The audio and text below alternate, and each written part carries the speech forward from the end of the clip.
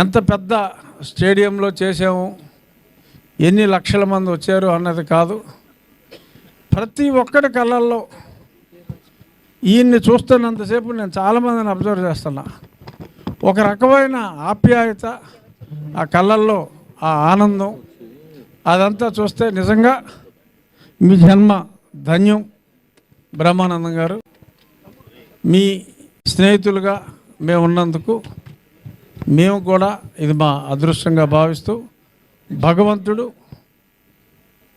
కొందరికి చావు ఉండదు, అలాగా బ్రహ్మానందం గారికి మరణం లేని ఒక గొప్ప నటుడు. మరిన్ని దశాబ్దాలు మీరు ఉండాలని, నిండు 100 ఏళ్ళు కాదు, టెక్నాలజీ మారిపోతుంది, 100 years కూడా. మా సీఎం గారు ఇప్పుడు హ్యూమన్ లైఫ్ 120 సంవత్సరాలని చెప్పి చెప్తున్నారు.